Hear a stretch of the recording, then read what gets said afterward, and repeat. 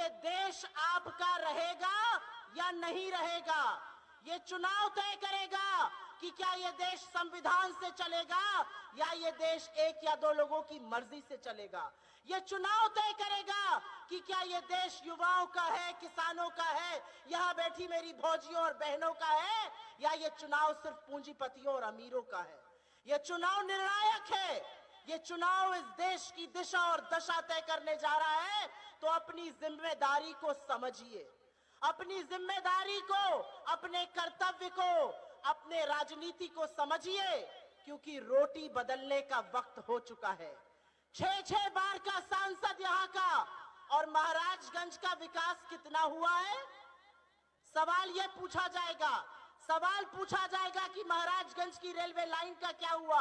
सवाल यह पूछा जाएगा कि निचलौल और नौतनवा की तहसीलें पानी में क्यों डूब जाती हैं।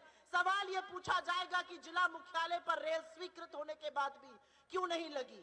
सवाल पूछा जाएगा कि हर बार महाराजगंज के युवा बाहर नौकरी करने क्यों जाते हैं, यहाँ कल कारखाने क्यों नहीं है।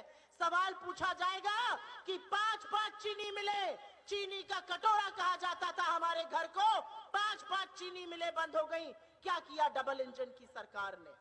ये चुनाव उन लोगों के बीच में है जो संविधान को खत्म कर देना चाहते हैं। ये चुनाव उन लोगों के बीच में है जो आरक्षण को समाप्त करना चाहते हैं। ये चुनाव आपके हक और हुकूक का चुनाव है। आपकी बेटी हूं, आपकी बहन हूं, और इसलिए आपसे कहती हूं, एक ऐसा उम्मीदवार चुनिए जो आपके सुख दुख का साथी बने, आपके हक और हुकूक की लड़ाई को लड़े। मैं इस धरती को अपनी कर्म भूमि और अपनी जन्मभूमि दोनों कहती हूं। मेरे पिता ने अपने जीवन के 45 साल यहां दिए। यहाँ की मिट्टी मिट्टी में, यहाँ की कण कण में उनकी आत्मा व्याप्त है, और उस नाते आपसे कहती हूं, बदलाव करिएगा।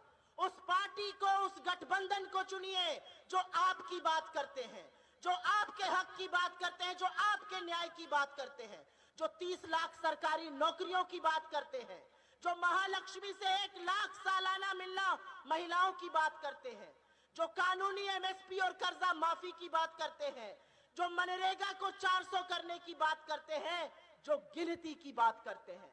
इस देश का प्रधानमंत्री एक कायर है। इस देश का प्रधानमंत्री डरपोक है, क्योंकि वो डरता है। वो डरता है आपसे, वो डरता है आपके वोट की ताकत से, वो डरता है आपके जज्बे से, वो डरता है क्योंकि वो जानता है कि जब जनता खड़ी हो जाती है तो बड़ों बड़ों की सिट्टी पिट्टी गुम हो जाती है। वो जनता खड़ी हो चुकी है। 2024 में वो होने जा रहा है जो इस देश में 2004 में हुआ था। मेरे नौजवान साथियों, याद रखिएगा, तब भी बड़ा बड़ा इंडिया शाइनिंग टीवी पर सिर्फ इंडिया शाइनिंग होता था, जैसे आज मोदी मोदी मोदी मोदी मोदी मोदी होता है।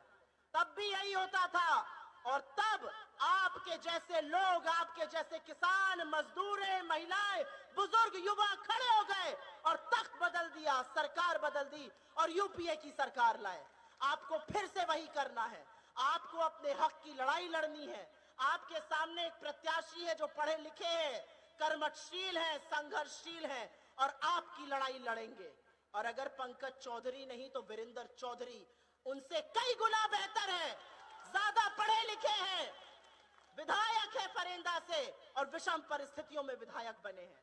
मैं आपसे हाथ जोड़कर और हक से आपका वोट मांगती हूं, और मैं आपको आपकी ताकत एक बार फिर से याद दिलाऊंगी। यहां पर जितने मेरे नौजवान साथी हैं, याद रखिएगा, तलवारों की धारों पर इतिहास हमेशा बनता है। जिस ओर जवानी मुड़ती है उस ओर जमाना मुड़ता है।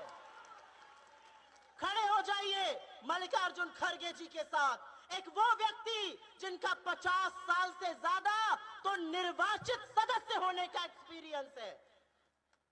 खड़े हो जाइए राहुल गांधी के साथ, एक वो आदमी, एक वो शख्स जो कन्याकुमारी से कश्मीर पैदल नाप देता है कि यह देश जुड़ा रहे। खड़े हो जाइए उन लोगों के साथ जो समाजवाद को जीवित रखने के लिए आज भी जद्दोजहद कर रहे हैं, लड़ाई लड़ रहे हैं। खड़े हो जाइए अखिलेश यादव जी के साथ। ये लड़ाई निर्णायक है। इस लड़ाई को हम सबको अपनी लड़ाई बन के लड़ना पड़ेगा। महाराजगंज में हर बार पैसे का दुरुपयोग करके हर बार सत्ता का दुरुपयोग करके एक ऐसा व्यक्ति चुनकर जाता है जो सदन में तेल तरकारी सब बहुत महंगा हो गया है, रोटी बदलिए नहीं तो रोटी के भी लाले पड़ जाएंगे। मैं जानती हूं आप लोग रात को एक रोटी कम खा के बाबू को पढ़ाती हैं कि बाबू कुछ बन जाए। बाबू जाते हैं, पर्चा लीक हो जाता है, बाबू के लिए रोजगार नहीं है।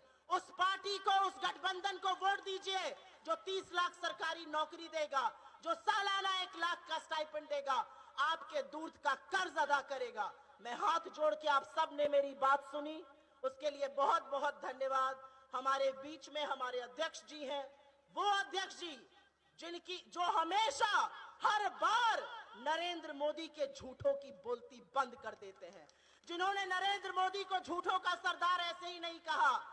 मैं चाहती हूं आप उनकी बात सुनिए, इस बार मन बनाइए, बड़ा परिवर्तन करिए और परिवर्तन होके रहेगा। आपका जज्बा, आपका जुनून, आपकी तालियों की गड़गड़ाहट ये बना रही है कि मन आप बना चुके हैं। बस अब 1 जून को जाइएगा और भाजपा को शून्य करके आइएगा। आप सब ने मेरी बात सुनी, उसके लिए बहुत बहुत धन्यवाद। और वीरेंद्र जी के लिए एक लाइन कहकर जा रही हूं।